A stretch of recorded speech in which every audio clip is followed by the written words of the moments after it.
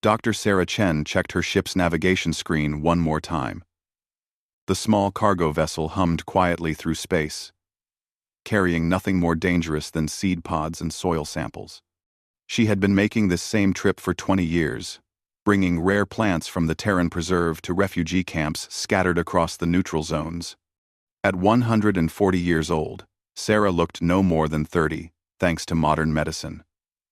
Her dark hair was pulled back in a simple ponytail, and her clothes were the practical jumpsuit of a working scientist. She preferred this simple life to the politics and power games that consumed most of the galaxy. The Terran Preserve stretched across 12 star systems, hidden behind energy barriers that had not been crossed for 900 years.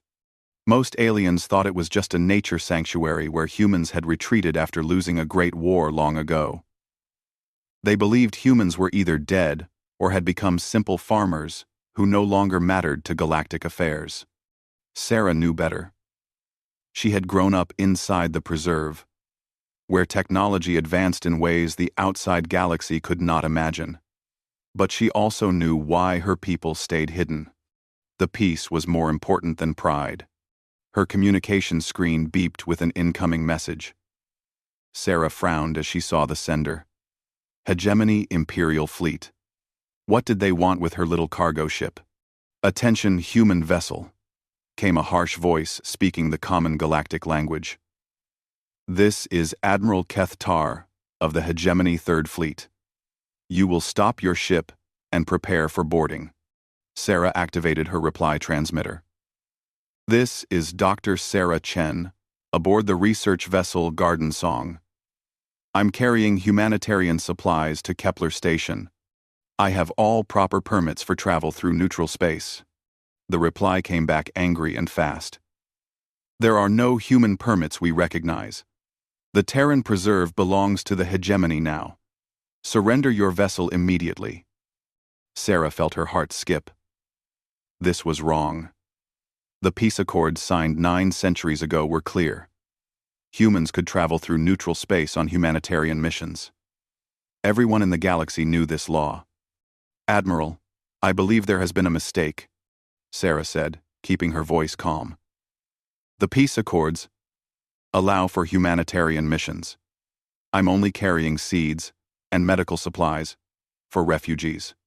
Through her view screen, Sarah could see the massive Hegemony warship hanging in space like a metal mountain. Its weapon ports glowed with charging energy. This ship could destroy a small city, and here it was threatening her tiny cargo vessel. "I see no mistake," Admiral Kethtar replied. "Humans had their chance at peace. Now you will surrender, or you will be destroyed."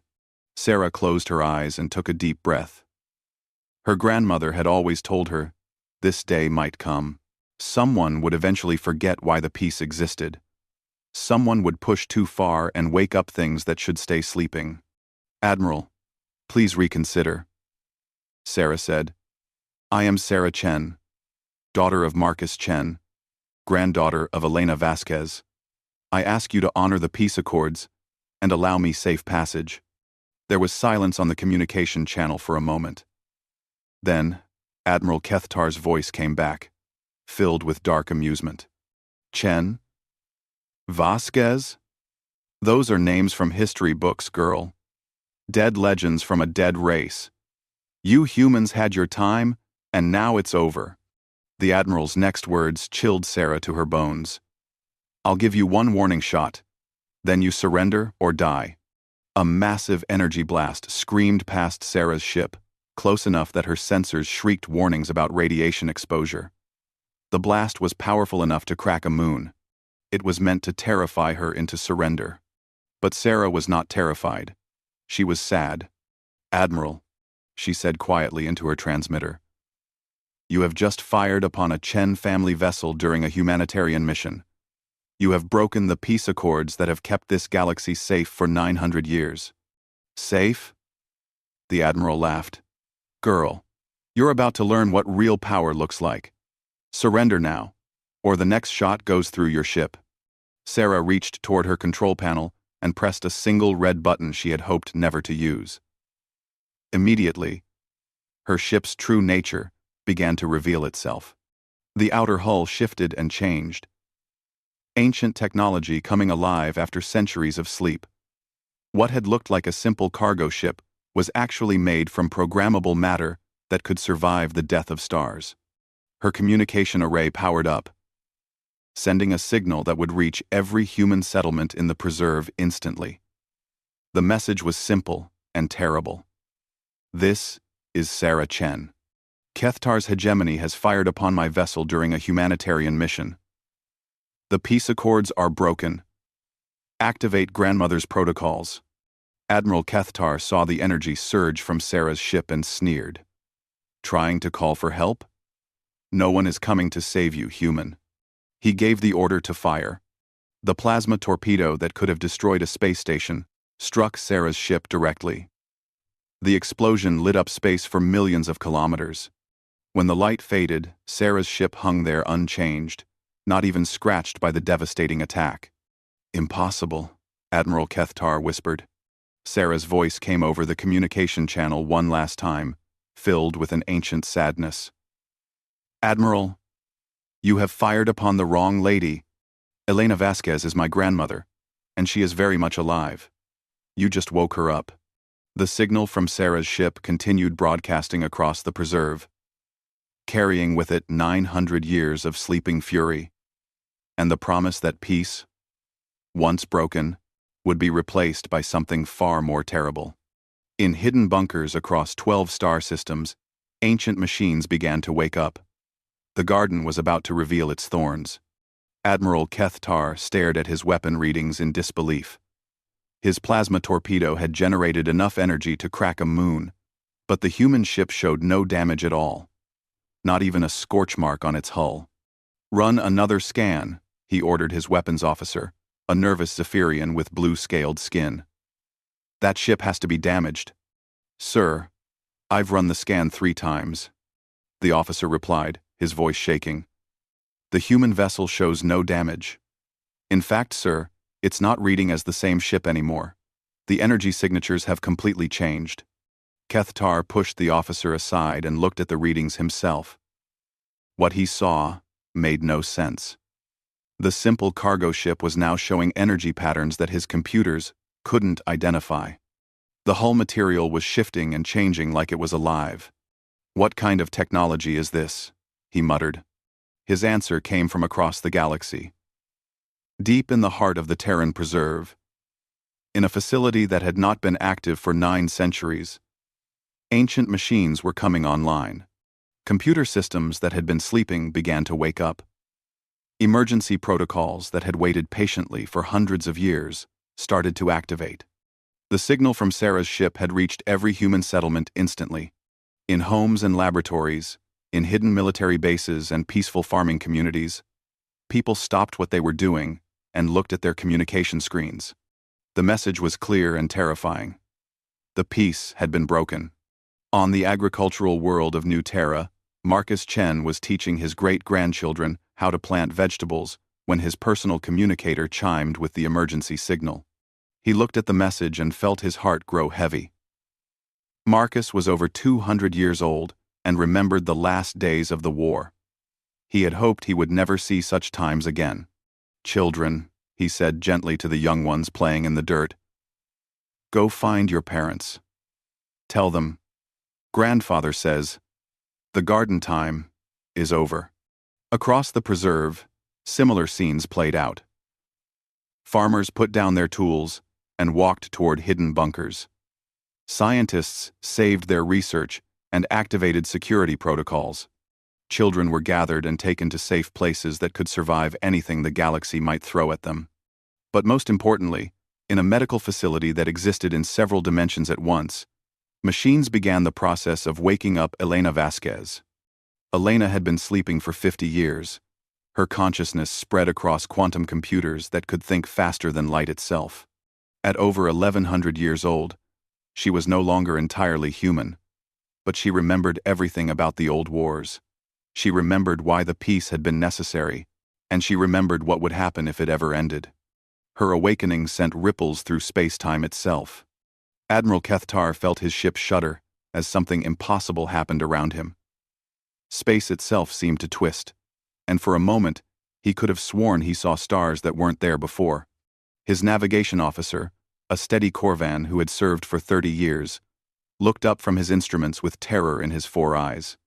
"Sir, something's wrong with space itself. Our position readings keep changing, but we're not moving." Kethtar was about to respond when Sarah's ship began to transmit again. This time, the signal was being broadcast on every frequency in the galaxy. Every ship, every space station, every communication array from the core worlds to the outer rim received the same message. "This is Sarah Chen, speaking for the Terran Preserve," came Sarah's calm voice. 900 years ago, the galaxy asked for peace. We gave it to you. We withdrew from galactic affairs and promised never to interfere again, as long as the peace accords were honored. The message continued. And Kethtar realized that every government in the galaxy was hearing these words. Today, Admiral Kethtar, of the Hegemony Third Fleet, fired upon a Chen family vessel during a humanitarian mission. He has broken the peace accords. Grandmother's protocols are now active. Static filled the transmission for a moment, and when it cleared, a different voice was speaking. This voice was ancient and tired, but it carried power that made stars seem dim. This is Elena Vasquez, speaking to the galaxy after 50 years of sleep. I am disappointed that this day has come, but I am not surprised. Some lessons must be taught again. Admiral Kethtar felt ice in his veins. Elena Vasquez was a legend. A name from the history books. She was the Iron Matriarch who had led humanity's final campaign in the last war. The one who had forced the entire galaxy to surrender. But that was impossible. She should have been dead for centuries. To Admiral Kethtar, the ancient voice continued, "You have committed an act of war against my family. You fired upon my granddaughter while she was delivering seeds to hungry refugees. This is unacceptable." Kethtar tried to respond, but his communication systems had been taken over. His own ship was broadcasting Elena's words, whether he wanted it to or not. To the Hegemony Empire, Elena said, "You have 36 hours to withdraw all military vessels from neutral space and issue a formal apology. You will also pay reparations for the terror you have caused my granddaughter." Number 2. Well, 4079. My loading. Number 2. Number 2. Number 2. The Admiral found his voice again and shouted into his transmitter, "Old woman, you're bluffing. Humanity is weak. You've been hiding behind your barriers for 900 years because you're afraid to fight." Elena's laugh was like winter wind through dead leaves. "Admiral, you clearly don't understand what the peace accords really were. They weren't our surrender. They were your protection." Sarah's ship began to change again. What had looked like programmable matter was revealing its true nature. The hull became transparent in places, showing technology inside that shouldn't have been possible. Weapons that existed in multiple dimensions, engines that drew power from the quantum foam of space itself, defense systems that could stop time. "The Preserve was never our prison, Admiral," Elena's voice continued. "It was our chrysalis. While you have spent 9 centuries fighting over the same planets with the same weapons, we have been growing, evolving, becoming something new." Admiral Kethtar's instruments began showing readings that couldn't be real. Space around Sarah's ship was bending. Reality itself was changing. "You have fired upon the wrong lady, Admiral. Sarah is not just any human. She is the daughter of the Peacemaker and the granddaughter of the Iron Matriarch. She carries in her blood the promise we made to protect the innocent and punish those who would harm them." The transmission ended with words that would echo across the galaxy. 36 hours, Admiral. After that, you will learn why the galaxy begged us for peace 900 years ago. And Admiral Kethtar stared at Sarah's ship, no longer seeing a simple cargo vessel, but something that defied everything he thought he knew about technology and war.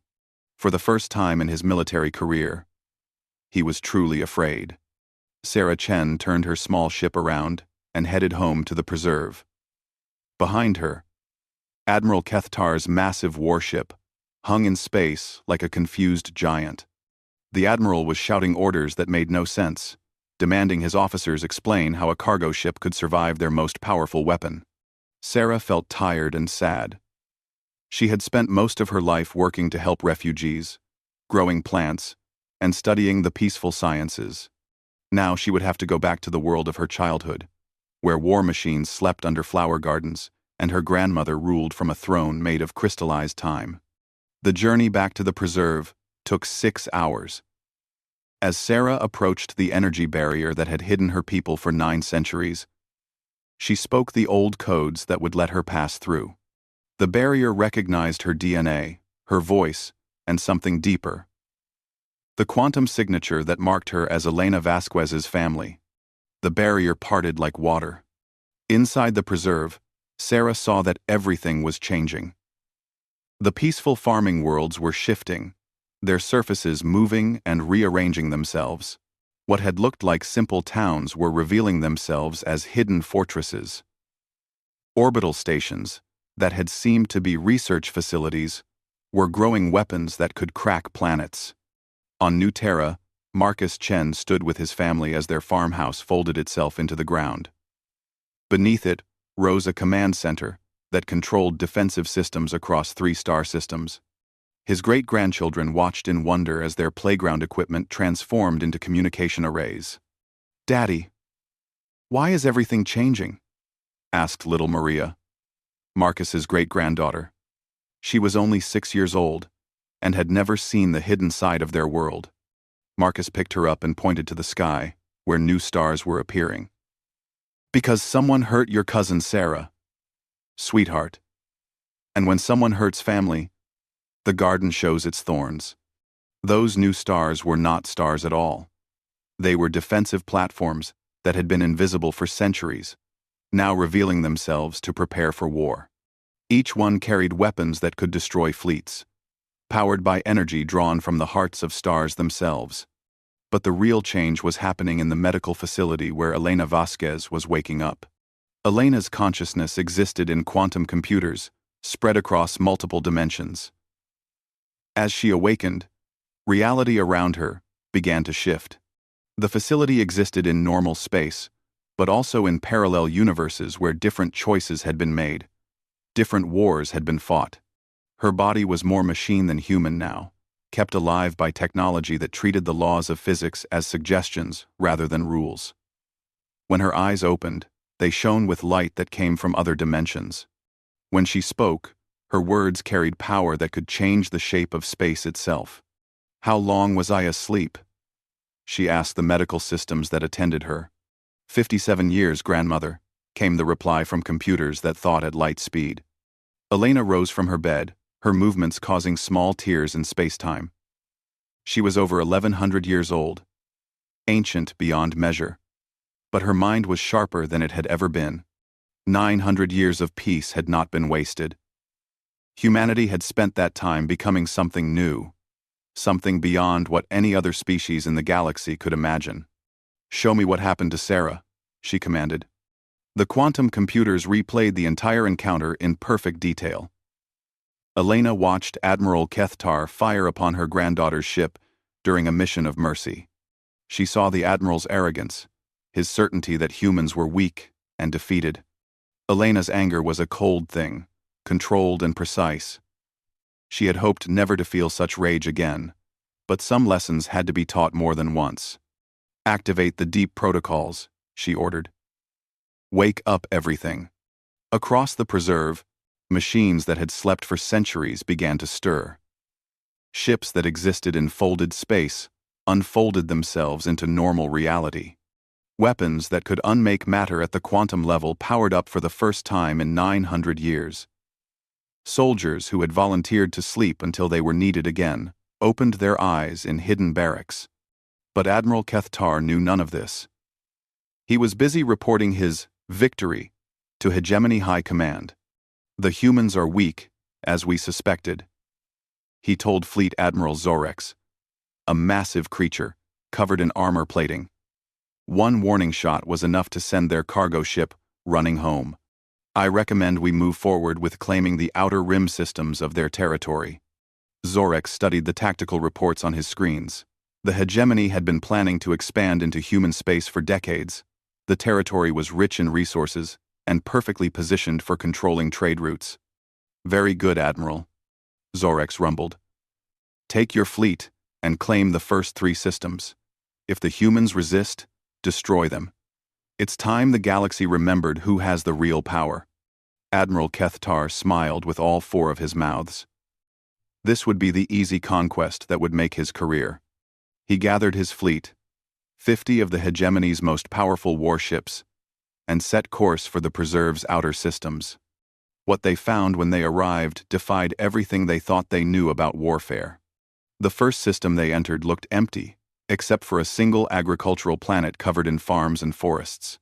Kethtar ordered his fleet to take defensive positions around the planet while he broadcast surrender demands to any humans who might be listening. The planet's response was to phase shift into a different dimension. One moment it was there, covered in green fields and peaceful rivers. The next moment, it existed in a different layer of reality, still visible, but unreachable. Around it, space began to fill with things that had not been there before. Orbital defense platforms materialized out of folded space, each one the size of a small moon.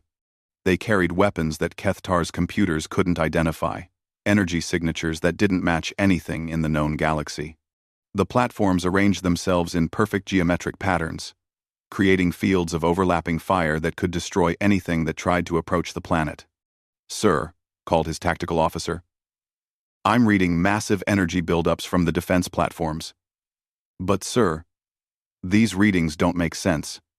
They're showing power levels that should be impossible to generate." Kethtar stared at his screens in growing horror. Each platform was generating more energy than his entire fleet combined. And there were hundreds of them. "Open a channel," he commanded. Before his communications officer could respond, space around the hegemony fleet began to twist. New ships were appearing. But they didn't emerge from hyperspace or warp tunnels.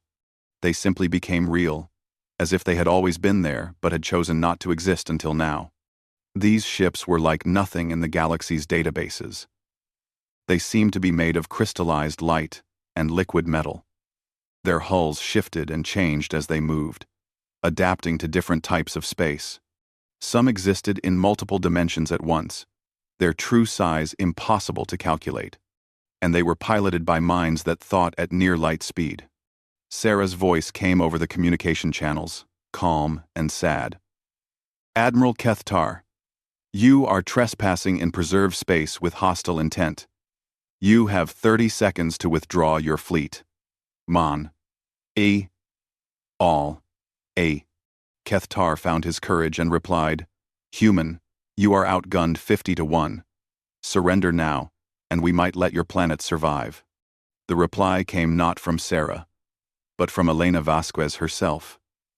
Her voice carried across space without any technology, speaking directly into the minds of every being in the hegemony fleet. "Admiral, you seem to be confused about what you're facing." Reality around the hegemony fleet began to change. They found themselves not in empty space, but in a vast garden that stretched across multiple star systems. Planets grew like flowers on invisible stems. Stars were arranged in patterns that spelled out messages in languages that had not been spoken for millions of years. And in the center of it all stood Elena Vasquez, no longer entirely human. Her consciousness distributed across quantum matrices that spanned multiple universes. She was tending to a garden of galaxies, nurturing young civilizations like a gardener tending seedlings. "This is what we became during our 900 years of peace," Elena's voice echoed through the minds of the terrified hegemony crews. "We are no longer bound by the limitations of flesh and metal. We have become gardeners of reality itself." Admiral Kethtar realized, far too late, exactly what kind of enemy he had chosen to make. Elena Vasquez stood in the quantum garden that existed between dimensions, watching the hegemony fleet struggle to understand what they were seeing. Admiral Kethtar's ships hung in space like toys in the hands of a giant, completely powerless to move or fight. She felt no anger toward these aliens. They were like children playing with weapons they didn't understand, threatening things they couldn't possibly comprehend. But children had to learn, and some lessons could only be taught through demonstration. Elena activated the galaxy-wide communication array that had been sleeping in the heart of the preserve for 9 centuries. Her signal would reach every inhabited world, every space station, every ship in the known galaxy simultaneously. What she was about to say would change everything. Her voice, carrying the weight of 1,100 years of life, spoke to trillions of beings across thousands of worlds. People of the galaxy, I am Elena Vasquez.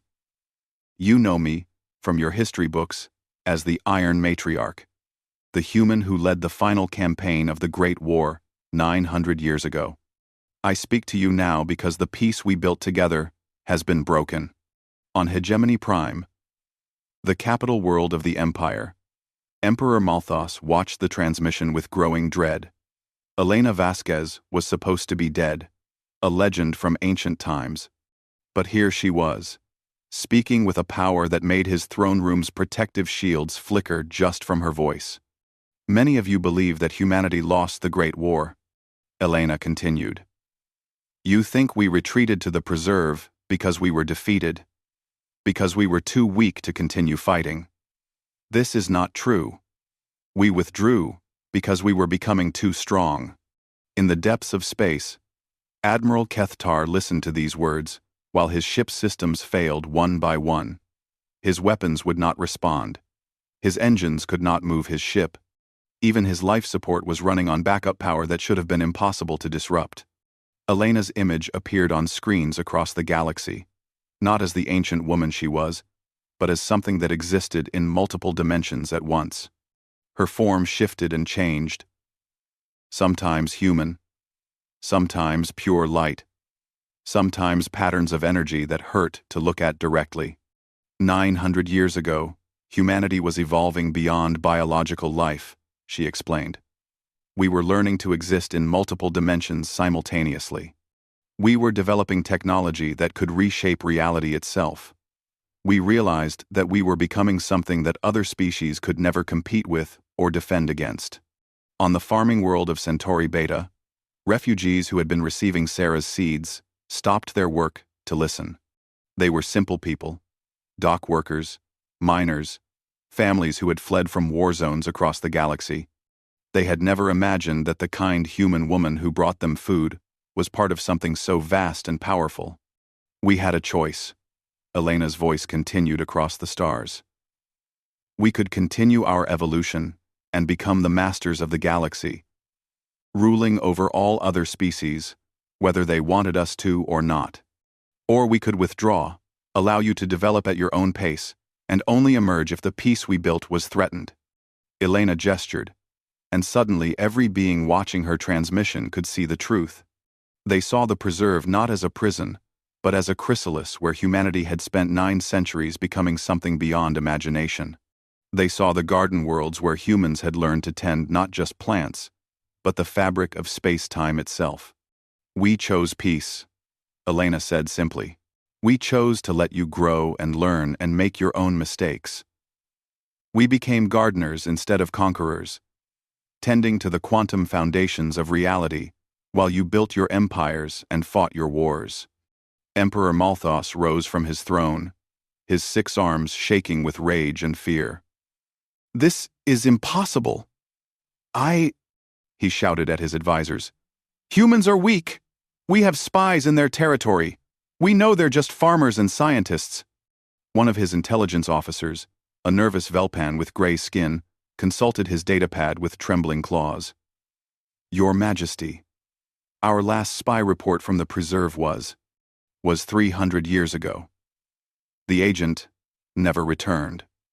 We assumed he had been killed or had gone native. Elena's voice continued, now speaking directly to the hegemony leadership. Emperor Malthus, your spy was not killed. He was offered the same choice we offer all species, the chance to evolve beyond your current limitations. He chose to stay, and learn. He now tends to probability gardens on the fourth moon of Kepler Prime, helping to nurture young consciousness across 17 dimensions. The Emperor felt his heart stop. The spy had been his great-grandfather. But today, Elena said, her voice growing cold, Admiral Kethtar chose to break the peace. He fired upon my granddaughter while she was delivering seeds to refugees. He threatened a member of my family during an act of mercy. In space near the preserve, Admiral Kethtar found his voice returning to his communication systems. Old woman, he shouted. I don't care how powerful you think you are. I have 50 warships. I have antimatter weapons. I'll destroy every human world in your precious preserve. Elena's response was patient, like a teacher explaining something to a slow student. Admiral, you still don't understand. Watch and learn. She raised her hand, and reality around the hegemony fleet began to change. The ships found themselves no longer in normal space, but in a pocket dimension where the laws of physics worked differently. Here, Elena could show them exactly what humanity had become without causing damage to the real galaxy. The hegemony crews watched in terror as planets formed around them from pure thought. They saw stars being born from concentrated mathematics. They witnessed the creation of entire solar systems designed to nurture specific forms of life that existed only in electromagnetic patterns. This is what we do now, Elena explained as she created a small galaxy in the palm of her hand. We garden reality itself. We plant seeds of consciousness and tend them until they grow into new forms of life.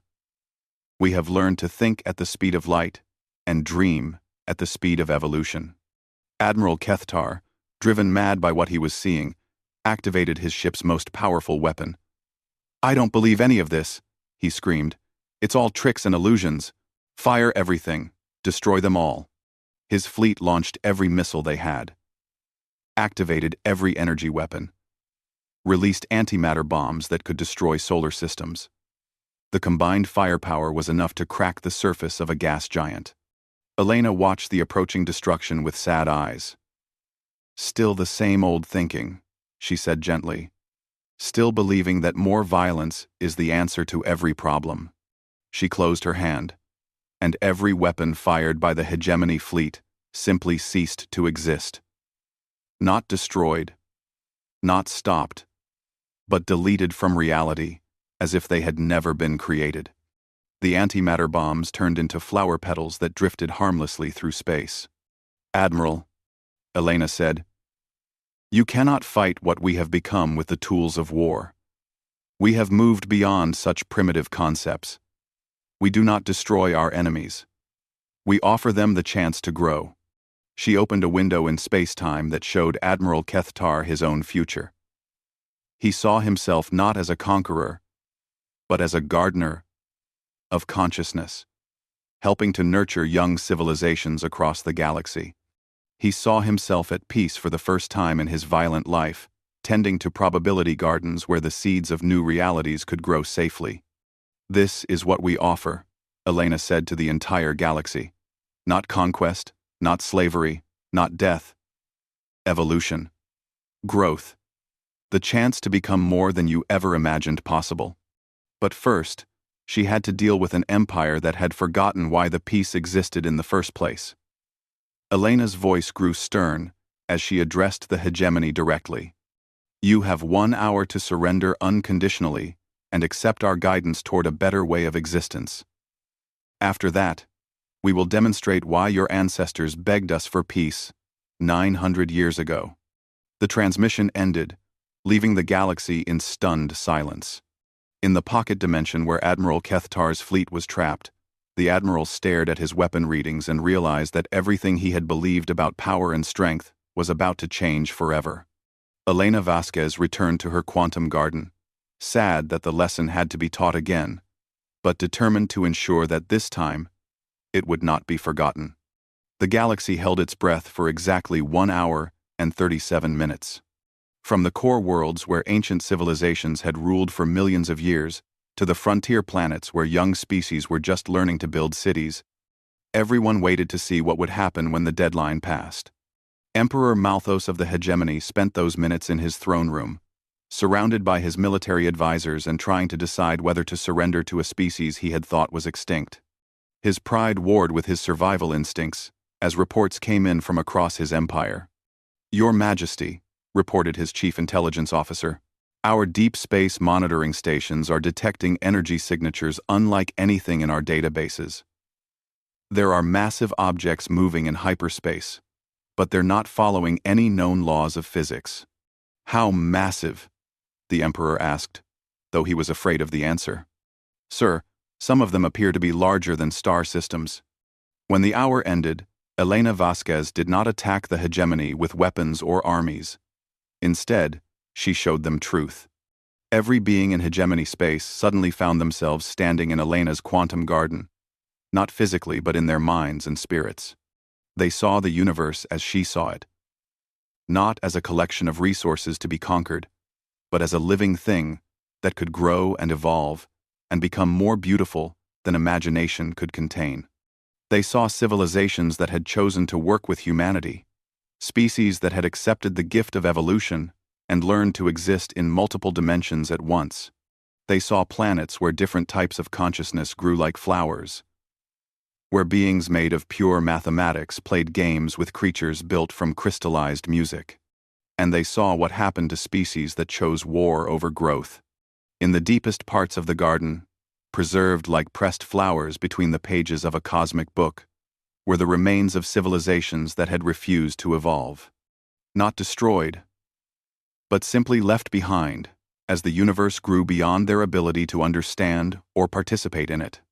Emperor Malthus found himself face to face with Elena Vasquez in the center of the garden. She looked exactly as she had 1100 years ago, a middle-aged human woman with kind eyes and hands that had planted more seeds than had fired weapons. "Your empire can continue to exist," Elena told him gently. "But it will have to change. No more conquest. No more taking what belongs to others. Instead, you will learn to help other species grow and develop." The Emperor tried to speak, to argue, to maintain some dignity in defeat. But when he opened his mouth, what came out were not words of defiance, but a simple question. "How?" Elena smiled. "By starting small. By learning to tend one garden before trying to shape entire galaxies. By understanding that true power comes not from controlling others, but from helping them become more than they ever thought possible." She turned to address all the beings experiencing her garden. "This offer is extended to every species, every world, every individual who wants to grow beyond what they are now. We will teach you what we have learned. We will show you how to exist in multiple dimensions, how to think at light speed, how to plant seeds of consciousness that will bloom into new forms of life." Back in normal space, Admiral Kethtar's fleet found themselves released from the pocket dimension, but they were not the same beings who had entered it. Each member of his crew had experienced the garden, had seen what they could become if they chose growth over violence. The Admiral himself stood on the bridge of his ship, looking at weapons that suddenly seemed primitive and pointless. He had seen himself in Elena's vision of the future, not as a conqueror, but as someone who helped young civilizations take their first steps toward something greater.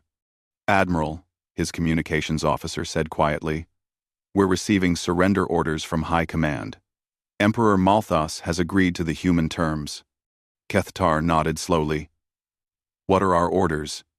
"Sir, we're to report to New Terra for gardening training." For the first time in his military career, Admiral Kethtar smiled.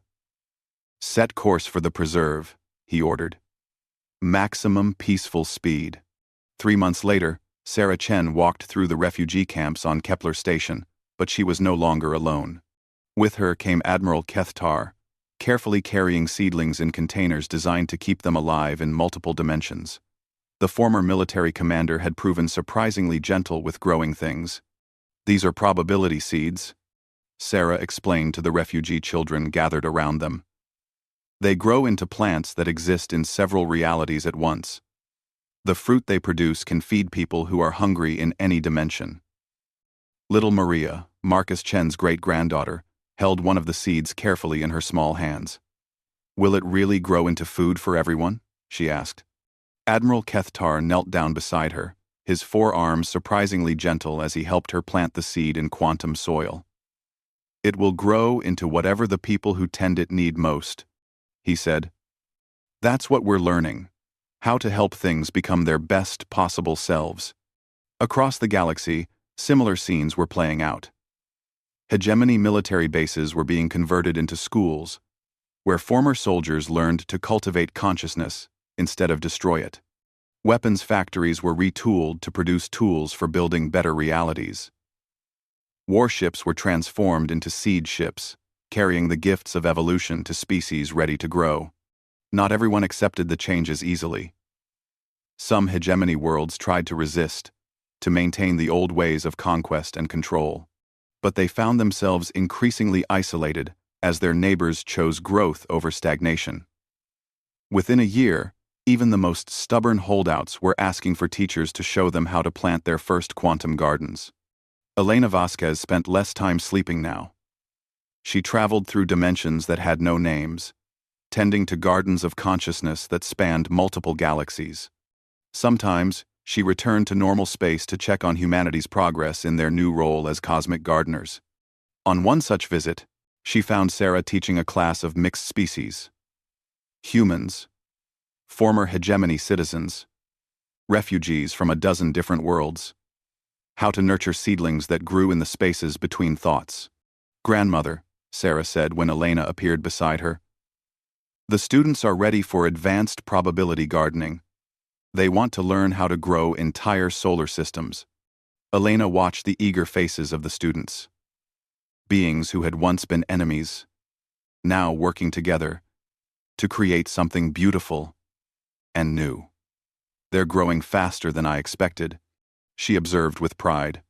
Admiral Kethtar, now wearing the simple robes of a consciousness gardener instead of military armor, raised one of his hands.